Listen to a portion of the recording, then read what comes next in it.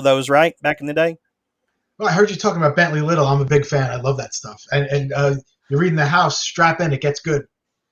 Yeah, I'm enjoying it so far. I mean, I haven't got real deep into it, but I mean, his stuff has this somewhat surrealist, weird aspect to it, where he's like just what I read just now is, or last night was a bunch of like 2 foot clown creatures come out of nowhere and just kill this woman, but they're like 2 foot tall. They look like clowns, but naturally, like they don't have makeup on, but they just kind of look like maybe the creatures that clowns are based on, kind of thing. And they all got little various improv weapons or whatever. So yeah, his stuff always has a strange surrealistic aspect to it, borderline silly, and I kind of like that. Yeah, he's an acquired taste because of exactly what you said, that borderline silly thing. People don't, a lot of real horror fans, I think, have a problem with that. But it took me a little while to get into it, but I love him. I think he's great. Yeah, I like that aspect of it. That's part of what I do like about it is the surrealistic, borderline silly stuff. I find that entertaining. Yeah. He's fun. I've always wondered what the line is between surrealism and magic realism. Like surrealism, I guess, would be over the top magic realism, right? Or Well, like, no, I mean magic realism is, from what I understand it, is you're there might be supernatural elements or fantastical elements, but the way that they are woven into the story, they are like commonplace almost, right? They're not, you don't necessarily draw attention to them like where you're in awe of the fact that something magical or fantastical just happened. It's just part of the everyday fabric of reality. hmm, okay, Where surrealism is, generally a dreamlike uh, Mm, sure. wackiness. A lot of times surrealism is, woven into, dream sequences in horror novels, or maybe in the case of, say, a Bentley Little, there's a geographical location that just gets weirder and weirder as people are kind of trapped in a small town or a house that just slowly gets crazier and crazier, and it's more of like a dreamlike, you know, nonsensical realm, so. hmm. um, so you get a little bit into the I don't know, the surreal. You'd kind of dip your feet into the surreal territory there with your book, which is this your first offering ever? Your first book, Zal? Yeah, this is my first published book. The demon, the dumbwaiter, and the cat that's gonna have to get down. I'm sorry, buddy. The demon, the dumbwaiter, and the douchebag. And this is through our friends at Hellbound Books. We spoke to James Longmore last week, and so how long have you how long have you guys been planning to release this? Did it go through extensive editing or what? Because it seemed like it wrapped up kind of quick. Yeah, there was the editing was painless. I kind of, I was ready to see if they wanted to make changes and stuff, but not everything. It's kind of, exactly as I wrote it. So they were good that way. I think they gave me the contract last year. It was a slow process. Just waiting. There's a lot of work involved in publishing something. So yeah, there was a lot of waiting, but it, gave me time to continue writing. So Right. And so this demon is kind of set loose on this apartment complex, and the tenants are known as the douchebag nine. oh, that's right. Yes, it's you know the demon was confined to the dumbwaiter. I kind of when I was a Which little kid, you I loved. might want to explain what a dumbwaiter is, because yeah, I didn't know first either. I thought it was like a paperweight, but it's Yeah, it's in old buildings. It's a like this little elevator that would go between floors down to the bottom to the kitchen, and they would send food up and down the dumbwaiter. Yeah, I was wondering if people would know what that is, because it's. I mean, I'm not a kid, but I'm not that old that these things were around that I would see them. So I didn't know if anybody would know what it is. yeah. Um, I mean, I don't even know if they exist in apartments anymore, do they? I don't think so. It's like you turn a crank. They're like hand operated elevators basically, and they're more like a platform, and you just crank them to go to the top or bottom, right? That's right. Yeah. Um, so the name of the demon is Sly Mind Brain Twist, correct? That's him. And he's basically trying to, what is he? He's trying to stir up as much trouble as he can for what purpose again? He's a troublemaker, and he wants to get to hell, and he lives in Heck, which is the domain of, just above hell, and he needs to to do a little more work to be evil enough to get to hell. So he's in that apartment complex, and he's just stirring up as much shit as possible, getting And everybody all so fired up. this guy's like a low level ranking demon who he's like Exactly. he gets into debt with this like 2 foot purple Muppet demon named adequately purple, and because he can't put down the demon pussy, and you go into a fair amount of descriptions of what the world of the realm of Heck is like. There's like a river of soda that makes people shit for 30 days or something, right? Right. I can't remember exactly. I haven't looked back at it in a while, but yeah, something like that. So who decided that you were good for Hellbound books? Like, was it James himself, or was it his? Was it Gina? Gina, I forget her last name, but she's like an integral part of Hellbound books. Right. I no, I sent it. I sent it to James. I just after I wrote this thing really. In all honesty, I wrote it for myself. I wasn't even thinking about publication. I just wanted to write something funny, and I kind of liked the way it came out. And just at random, I just looked at independent publishing houses, and because and Hellbound looked interesting. There was something about them. They had something on their website that talked about indie authors and stuff, and it said something to the effect, if you ever see any kind of a publishing house or anything that asks for any kind of money whatsoever from an author, run. And just seeing that, I liked it because unfortunately, all of the arts are always riddled with these weasels that they just try to get people and their dreams and take money from them and things like that. And so when I saw that, I just said, you know what, these definitely seem like. I just love that he put that on there. So they were the ones I sent it to. Mm-hmm. And had you read anything from James though? You know what? I haven't. No, and I probably should. No, I haven't read any of. I've read some stuff from Hellbound. I haven't read any of his stuff. Oh my God, man! Buds is insanely good.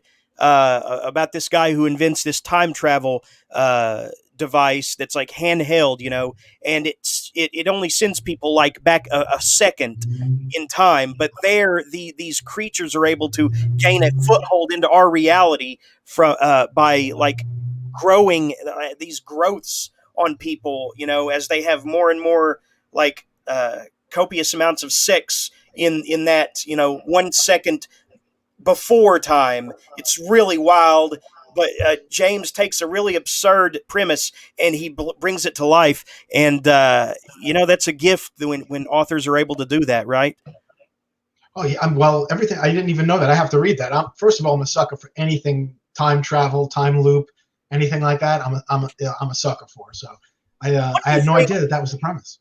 Yeah, what do you think about grandfather paradoxes and stuff? Because I've heard the popular argument has been in recent time that because you can only go forward, if you went to the past, you would still be in your future. I've heard that argument a lot lately, and this is the great thing about time travel because it will tie your brain up in knots anyway.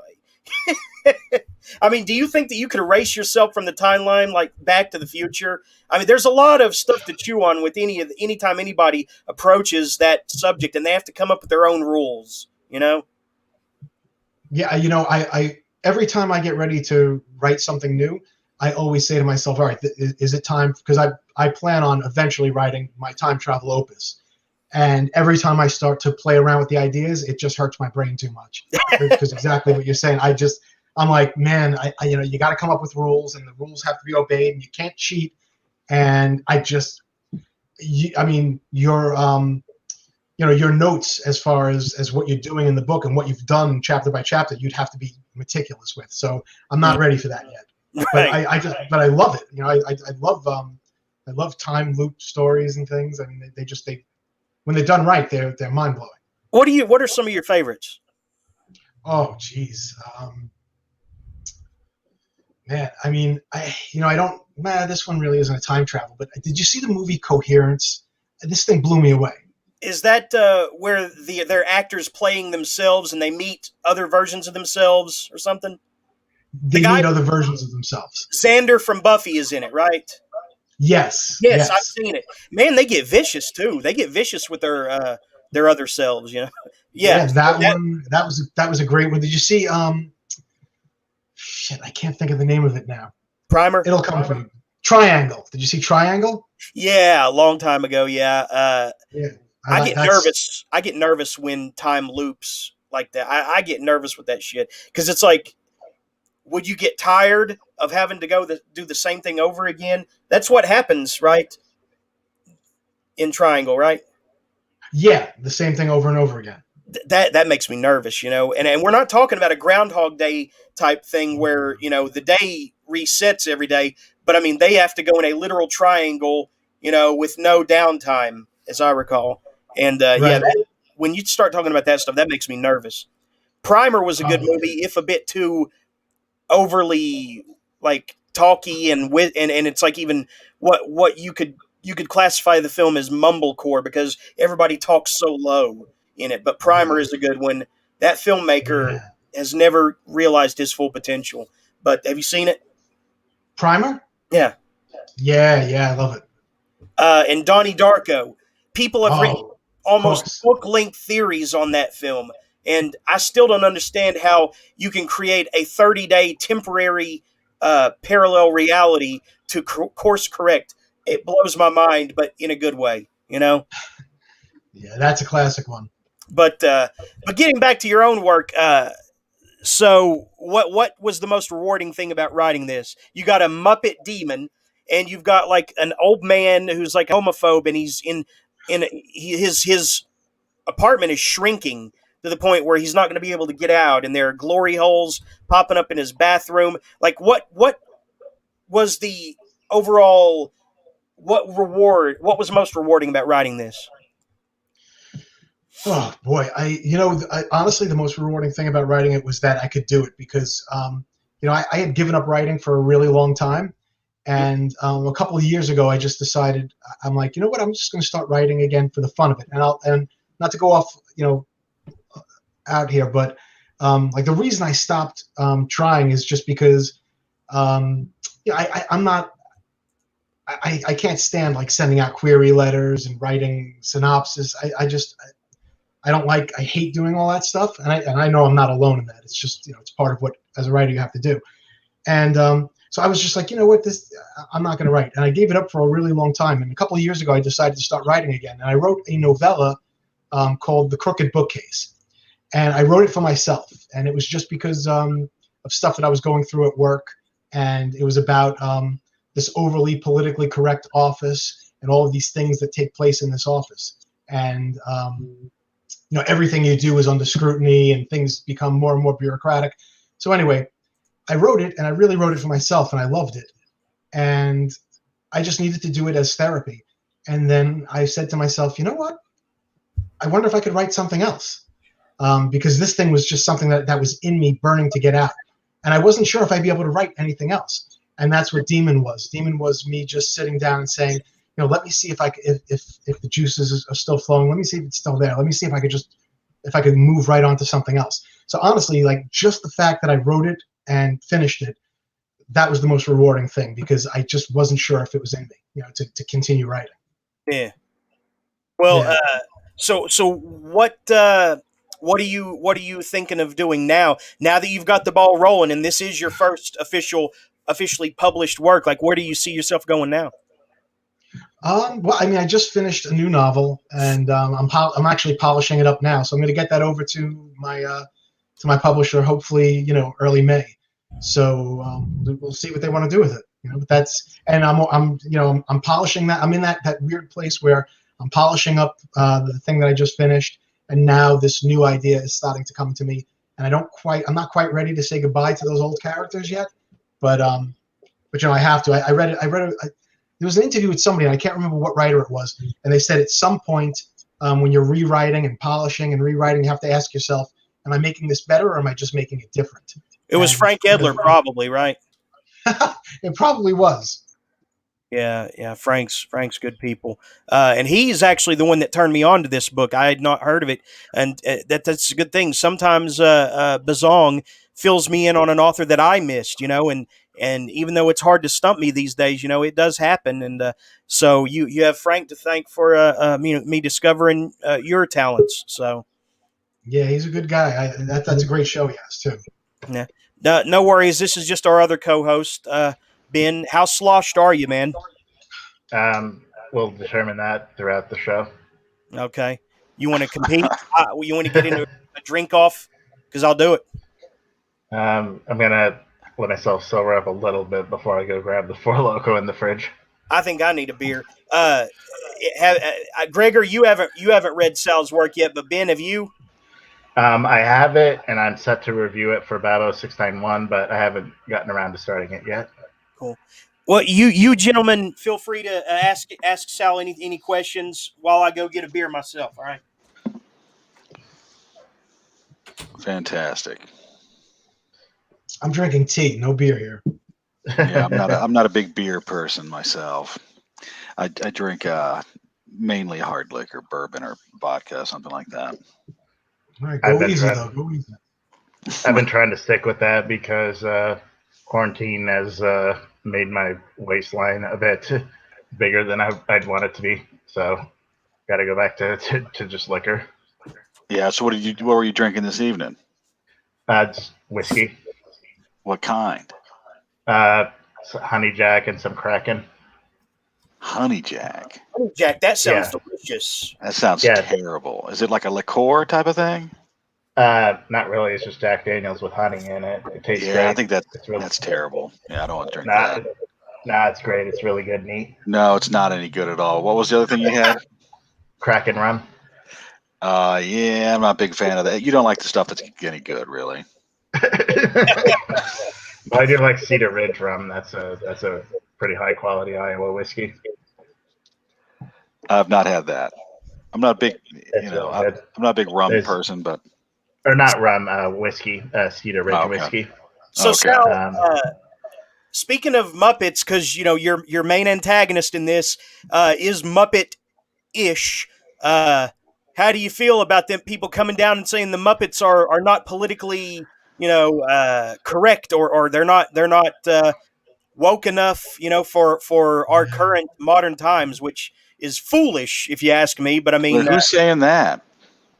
Seriously, dude. I mean, I don't. They put a warning on some of the older episodes. That's because they had somewhat insensitive jokes.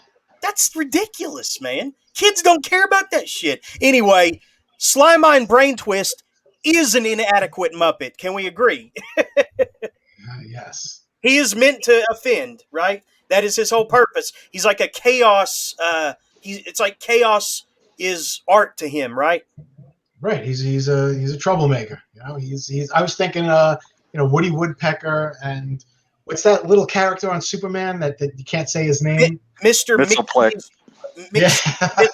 Wait a minute. What? Say that again, Gregor. It's Mr. Mistelplick, right? I thought it was Mixie's Pitlick. I can't. You're not supposed to be able to say it. Ben, what's your interpretation of it? Mr. Mixelplick. Yeah, Mr. Mistelplick. Whatever. So the Z is silent. Is the Z silent then? Because I try not to look at it. I just go off of the way they pronounce it from Super Friends. Yeah, that's how I pronounce it too. Yeah. When you read that name, you have to check and make sure you're not having a stroke or something. Yeah, I guess backwards it's Cuplistem. Mixie's Pitlick. I'm sticking by that. There's no vowels in it, and it makes it harder. But I mean, there have to be vowels phonetically. I mean, but anyway, That wasn't always that was always a pretty cool character in DC Comics. No, it was never good. What are you talking He's about? kind of I mean, I liked him. He was kind of a Silver Age kind of relic, but he kind of fits with Superman. Dude, he was in a recent series, Dark Knight's Metal, I think, talking about like he was like on par with all these universe destroying gods, man. He still got the game. I mean, there was actually a pretty dark miniseries called Emperor Joker, where the Joker got Mixoplex's powers. That sounds What are Mitzelplix's powers? Basically omnipotence.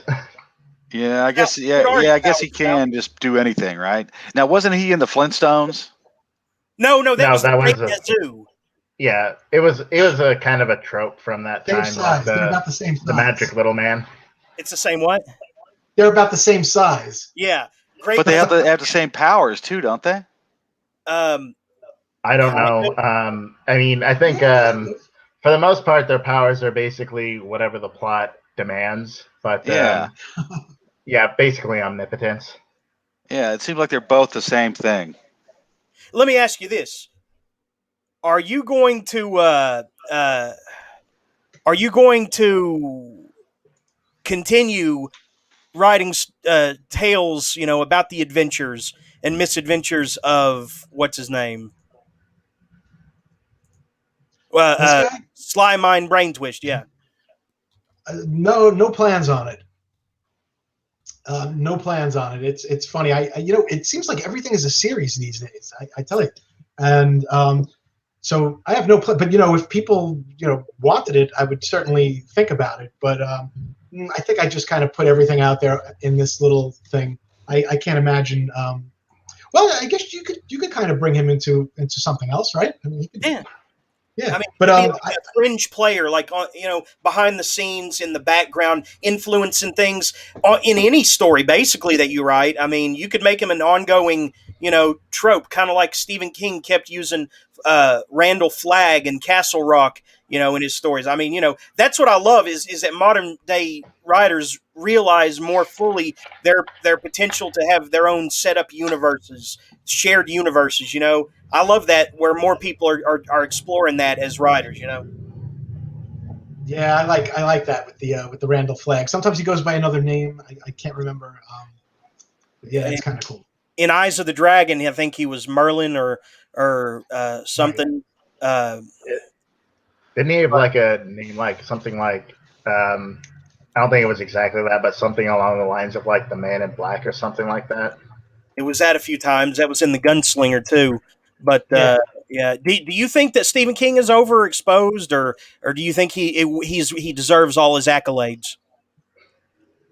Yeah, he deserves his accolades. He's it's definitely I mean he's so synonymous with not even just horror but writing. I mean anytime you see something like this, or you see it's his name, just I mean the guy is a monster. But I don't know, man. I mean when you think about his output and how much of it is at such a high level, it's astounding. I mean well, now what I didn't know is that you actually have some plays as well. How far have you distanced yourself from that field, and was that as rewarding as writing a book and putting it out there? You have two plays, right? Avenue L and In the Cotton Candy Lounge. Yeah, those were the ones that were staged, and that was in the 90s, and so that's going back a ways, and late 90s. It was great. I mean, I don't have a background in theater. It was just when I started writing, my initial goal was to write short stories, and I'm not particularly a great short story writer. Even though so many of my favorite writers are like the masters of the short story, like the Twilight Zone guys. But I started writing like 1-act plays and 3-act plays, and so yeah, I mean I like writing in the novel form better. But the thing that was rewarding about the plays was it was very cool to see actors act out what you wrote. That was that was the most rewarding part of that. But but you know, I like to keep the whole thing. You know, once you start getting more other people involved and everything, there's just too much that can go wrong. So I'd rather just write, you know, in the novel form. It's better.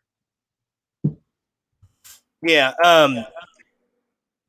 What are some of your favorite plays? Like, obviously, you know, there's the old Death of a Salesman, Glenn Ross, that, you know, most playwrights kind of, you know, check off. You don't consider yourself a playwright, do you? No, no. But you know, it's funny you say Death of a Salesman, because like that one always blows me away. You know, that's just it's so funny. There's so many things that you can take from that, and I think that that's always the sign of great writing, because it's like on the surface you could look at that, like I wouldn't argue with somebody that read Death of a Salesman came back to me and said, you know, I don't see what the big deal is. I get it. A lot of the classics are like that. You know, you kind of read them and but I think when you digest it and you start thinking about it, it's that, you know, that's one of my favorites. Absolutely. You know, I like, you know, all the classics. I'm a big Clive Barker fan. I loved his plays. You can read his plays. Crazy Face, I did. Yeah. Yeah. I love Frankenstein in Love. You know, that was a good one. Oh yeah. And something about the devil. Um, Yeah, like the Oh Trial of the yeah, Devil or yeah. something like that. I can't remember what it's yeah, called. that one was good. But like, what other favorites do you have as far as like plays? You know, you're there in New York, so did you make Broadway with either of those, or Not even close. okay? Very few make Broadway. Yeah, not even close. That's a great question. He doesn't consider himself a playwright. However, he did have one on Broadway. Made, Well, made it on Broadway a few times. No, they were staged. So that was cool, but no, not even Yeah, close. that is cool. um, what are Avenue L in the Cotton Candy Lounge about? Like, if you want to synopsize them. Oh, Avenue L was that was more like a character study. It was just like, you know, a family drama kind of a thing. Um, of course, it got, you know, very surreal, but you know, I made it. It had a lot of, at the time, it had a lot of like those Italian cliches. You know, I threw a lot of that kind of stuff in there. Um, So it was just like a little one act play about that. It was a family, and one of the sisters marries this really, really older guy, but they lie to the mother and about his age, but you could tell that he's older. It was just, you know, really silly. And in the Cotton Candy Lounge was about a group of people who get stuck in this bar together, and slowly start to turn on one another, but it was very dialogue driven. You know, a lot of but each person there was a born again Christian, there was a guy who was a scientist, and there was an artist. So it was kind of like you know, a metaphor for all these different institutions, and how they don't respect one another, Mm. but it You made know, it people. the best plays I've found are the ones where the everything happens in one setting, and you're still spellbound. It Yeah, never lets up with the tension or the suspense. If you're able to confine the characters to one room for the duration of the story, and you know, every single act delivers exactly what it needs to, you know, that punch. I mean, those are some of the best plays. You know, I like agree. You're exactly right. I don't know how some of the writers do it, but yeah, that is some of the most intense stuff. another favorite play of mine was well, I have to admit I was exposed to it when it became a movie, but it was a talk radio by Barry or Rick Eric Bogosian. You familiar with that? Right. Yeah, Yeah, yeah. that's correct. And yeah, man, I love that one. Uh, and it was based on a real life incident with a talk radio host who was killed by Right. some anti-Semitic brotherhood or something. Uh, but they also threw some Howard Stern type nuances into the guy's personality. But yeah, talk radio is a good one. Um, I'm looking forward to reading the plays of Ben Arzate. oh yeah, yeah, you are working on that, aren't you? Hang on, I've got a cat Yeah. fight to break up. I'll be right back. Are you sure it's not a full moon, Gregor? I don't think it is. Now Jeremy is just eternally unlucky. Yes. His cats are fighting? Yes. He's got to break a cat fight up. Now, Oh, no. what's going on? What'd you say? We were making fun of you. Okay, thank you. Yes. All right, how many cats you have? Oh boy, 20. 14. Do you really? Yeah. I'm Well- not proud of it. I'm not proud of it, but it is what it is, and it's a lot of work. And I think I'm gonna have to start putting some of them outside. If Dad's strength doesn't come back, soon, I'll gradually introduce them to the outdoors and let them back in when they get cold or when they're finished, doing their business or whatever. But I can't keep up with 14 cats. Why don't you ship some of them over to Ben's place? No, I can't. he probably doesn't even have a pet-friendly apartment, do you? No. They don't let you have animals. I mean, right? Only with like a pet deposit, and I'm not gonna fucking pay that. Now, Just one take here- 7 of them. Just take this 7 one of them, here- Ben. This one here is my baby right here. This one is Yeah. not going anywhere. This one will be in this house for the rest of time. But some of the more wilder ones I'm gonna have to do something. Whether it's relocation to a reliable pet owner, I'm not just gonna give them to anybody, or introduce them to the outdoors. If I can do that with at least 5 of them, and some of them are wild enough that they would make it, but and I'm not happy with the idea, but I just know I can't do this forever with 14 cats, Not to make this about me or nothing. It's just, well, I mean, you asked, so I did. Well, I'm a cat lover, so I Are have to you? ask. Yeah. We'll ship some of them over to Sal's place then. Oh no. you're in New York. Yeah. What's it like there now? I mean, have things calmed down at all or gotten worse? Um. Yes and yes. It's. I think it's like everywhere else. It's. I mean, I go into work every day, so for us it's business as usual. But it's still. I'd say it's getting a little bit better. It's just weird, right? I mean, it's going to the store is weird. Everything's just weird, and it's starting to become normal, and that's kind of you're getting ready to run into a store or something, and you got to remember your keys, your phone. Oh, my mask. And it's so strange, but. Don't they allow you an out with those if you have a medical condition? And I mean, they can't ask if you have a medical condition. They can't pry into. Do they not? Are they not lenient with medical conditions if you claim one? Or You know what? I have no idea. I don't see anybody without a mask on. That's for sure. I think you get the see, people. I think like where I am here in Tennessee, it feels like things have mostly gone back to normal. I swear. I mean, there's not even a mask mandate.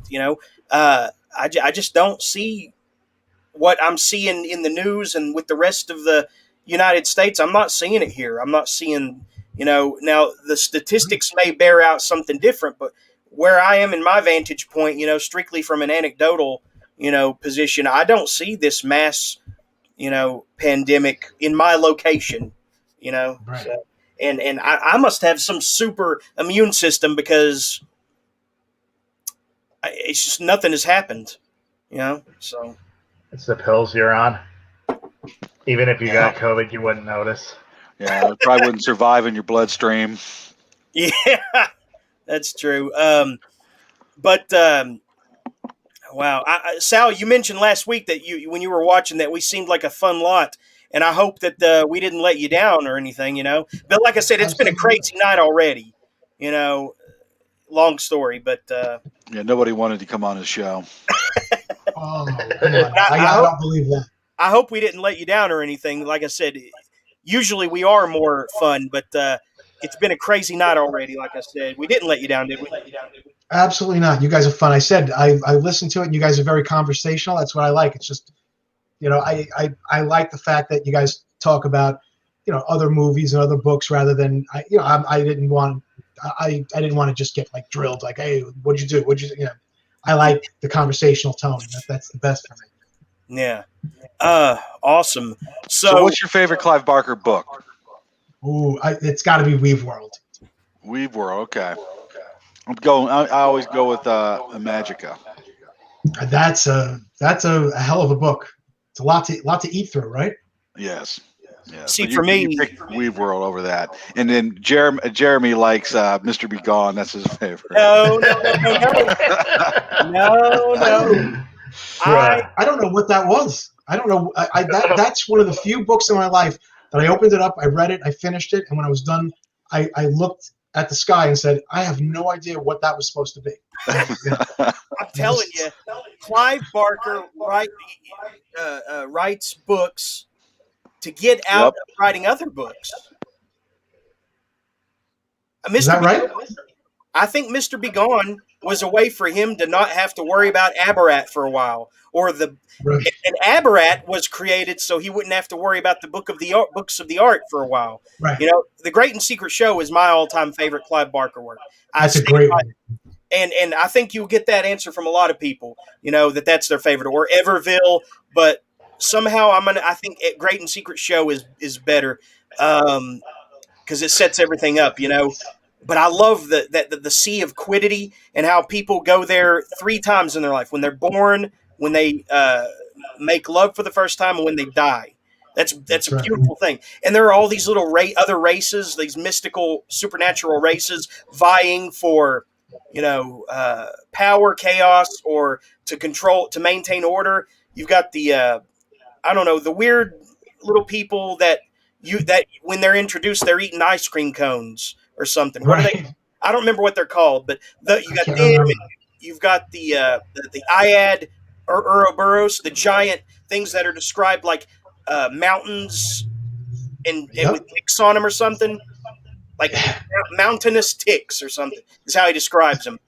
And when they finally arrived, it was at the end of Everville, if I recall. So we've never seen how they fucked shit up to begin with. You know, we didn't get to see. Yeah, I don't think we're going to get the last book of that. I don't think we're going to get the last book of Abarat. No, I'm not sure what Barker's doing, but I don't think. I think he. I mean, I don't want to say anything, but I think his health is not great. no, Right.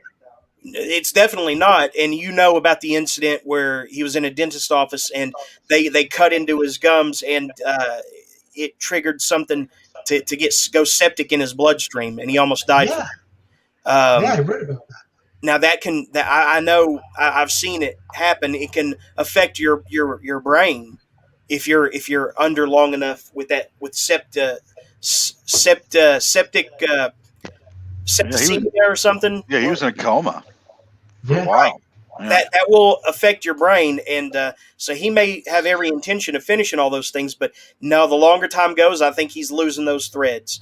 It'd be nice if someone came in posthumously and maybe finished them up for him. I think most authors should do that. If they have a passion project that they know they're not going to be able to reach the conclusion, I think most of them should do what Robert Jordan did. It's the responsible thing, right? I mean, I guess it's up to the author, right? I mean, I think. Well, what would You know. you do, Sal? Would you, if you knew you couldn't finish it, you didn't have the time on your side, would you trust it to a friend or something? Let's see. You're killing me off already. Yeah, he's already planning on killing you off. He wants to finish your magnum opus for you too. Is what he's hitting at. I think. I think that I think that's especially when I generally my first thought would be no, if it's somebody else writing it, but especially if like you have a trilogy in mind or four, like wasn't Aberrant supposed to be 4 books? I agree with you because you leave people hanging. I mean, it's like, okay, well, I read 2 books and the guy died, and now where's that 3rd book? But man, I tell you, I think about that sometimes. That might be strange. I think about that sometimes. Like, should I leave all my half-finished things for my wife, like with notes on how I want it finished? But I guess if I knew I was going, yeah, I would trust it. But it would probably have to be my wife. Your wife. Is Okay. she a writer too? Yeah. Oh yeah. Okay. I didn't know that. Did she publish? She's not a fiction. She doesn't. No, she doesn't write fiction. Oh, okay. But that's how we met, and so she's a writer. So yeah, she would have to be the one that would have to finish it. Okay. And I have to leave notes. So she writes nonfiction. Like, do you want to talk about like what she's written? Like, just while we're here, Is there anything that you might want to plug for her, Or is it none of our business? That could be the case. I mean, as it well. could be none of our business, No, but no, I mean, she's just heavy into blogging and stuff, and Oh, okay. yeah, things like that. But she's done some, she writes, like I said, nonfiction about a lot of it is deep, deep subjects that, as you could tell by my book, I kind of shy away from. I'm more of the jackass in the relationship. Muppet demons are deep. Yeah. Well, I don't know. What Ben, else? would you let Jeremy finish one of your books after No. you Sure. drink yourself to death? No, No. I don't. I don't. Thank you. I know you. I Like- know you couldn't. like Kafka Yeah, burned them well, all. You're gonna burn I them mean, all. Jeremy's a lot younger than me, so he'll outlive me. So maybe I have to leave him some stuff to write. I don't know. I have doubts about that.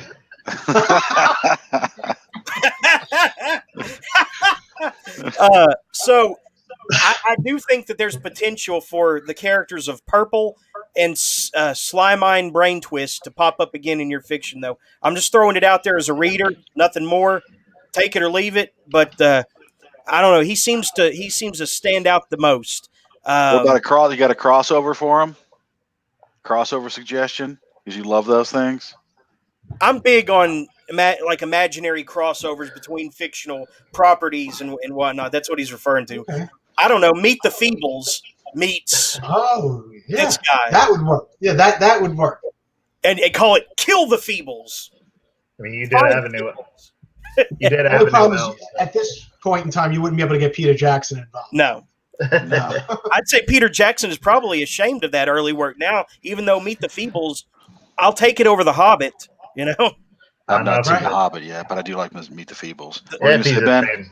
I was gonna say if he's ashamed of it, he can go cry into his piles and piles of money. Yeah, exactly. But my suggestion, well, since you did Avenue L, you can do a crossover with Avenue Q. Oh, it? that's Yeah. Wait a minute. What is Avenue Q? A musical with an adult musical with Muppets. Yeah, or puppets that are like Muppets. Yeah, right. Puppets that are like, yeah, you can't say Muppets, right? yeah. It's I think if I remember right, the main plot line is about one of the characters being closeted homosexual. Yeah, I think that's what it is. I Yeah. haven't seen it, but yeah, it's something like that. And there's a famous song from it called "The Internet Is for Porn." Oh yeah, I've read. I have heard that. Yeah, that's a fairly mimetic. That song is a meme. I mean, everybody heard that, right? I've not heard it. No. Well, what are your aspirations for the future now, Sal? Like, are you a career author now, or is this going to be like a part time thing occasionally, or what? Yeah, I mean, it's a part-time thing, but I would love to. I'd love to write full-time, and if the big guy upstairs has that planned, I will absolutely go that route. But it's not something I bang my head against the wall. It doesn't have to be that way for me to be happy. I love writing. The only thing that would really be great about that would be the time. Right now it's just pretty much weekends that I get to write. So that would be amazing. But no, I mean, I'm sure you guys know it's not paying the bills. So it's got to keep the day job. Yeah, I mean, even people who pay scale, aren't really making ends meet totally in publishing these days, right? Who pay for There are like scale? people. No, there are people that we would consider fairly successful authors who regularly have a regular output out there, who have a decent fan base that don't make a living with writing. It's just and I guess it depends on what you consider a living. I mean, I don't know about you. Things are expensive here in New York. I'll bet. It's nuts. You know what? I'm going to throw out the Hellbound Books website, not the Amazon site, because that way you actually, if anybody, Because takes fuck note. Jeff Bezos. Well, that, but also, don't you keep more of the profit if people order it from Hellbound instead of Amazon? I should probably know the answer to that. I don't think so. Really? Well, I I threw don't it out think so. there anyway. Maybe, you know, I should probably look at the contract a little more closely, right? Well, yeah, it's always a good idea to read the fine print, But Yeah, yeah. I like James Longmore's operation. It seems really professional. He's like in a handful of publishers that I actually think are progressing. They're moving forward in a healthy way. So You know, every interview I've done so far with the book and everything, and anyone asks me about them, you know, it's like I sing their praises. Him and Xtina, they're just awesome, and you know, they've been so good to me. It's just so cool, and they're awesome. And I'm still, you know, I'm still blown away that a publisher will take something that I've written and say, you know what, I'm going to put my time and my effort and my money behind this. It's just you know, that still blows me away. But they're awesome, good people, no question. mm, yeah. Anything else, Sal, that we might have we might could cover? To do justice, to do right by you, or you No, think? listen. Like I said, I you know, just finished something, so I'm going to get that to over to those guys in Hellbound, and if they want it, hopefully we'll see it. So Mm, that's where I'm at. cool. Well, thank you for joining us on this really awkward night, and I appreciate you helping us establish, some kind of uh, solidity, and you helped us. Equilibrium. Yeah, you helped us kind of ground our feet on with a really awkward situation that was developing, and I appreciate that for you showing up, man. Really, and Uh, if you want to drop by just to chill and shoot the shit, not promoting books, whatever, that's fine. The link's always going to be available to you if you want it. Just ask, and also when you get ready to publish your next book, I'll be glad to have you back for that too. So it was my pleasure, and I'll be watching. You got a dedicated watcher now. thank you so much, man. You got a dedicated reader, okay? Thanks for having me, guys. All right. Yeah, Thank look you. forward to reading your book. Have a good night. Thanks. Oh, that's right. You're reviewing it. I'm gonna have to get you. I'm gonna have to send you some cash. No need to. Oh, you're gonna pay me to review it? No, Babo is doing that. I don't take paid You reviews gotta from pay for authors. the good review. You can hang around if you want, Sal. We're probably going to move on, but if you want to hang around for rest of the night, I don't mind. It's whatever you want. Do your thing. I'll keep listening. Awesome, awesome. We may have another guest dropping by shortly. It's kind of been back and forth tonight, but it's cool either way. I'm not mad. So I did want to talk about. You're not mad at who? I'm not mad At who? at the guest who's kind of going back and forth. It's Oh, okay. I thought you were saying you're not mad at Sal. no. Well, I'm not mad at Sal. Why would I be mad? Okay. I don't know. It just seemed Uh, weird. did you want to talk about any more books you were focused on right now, Gregor, or did because As he far came as in? reading wise go, I mean, I'm Yeah, still yeah. reading Dune. I'm still Okay, what are you reading getting out Le of that? Morte Arthur. What's that? What are you getting out of Dune? Start there. What are you getting out of it with rereading? I mean, what do you mean?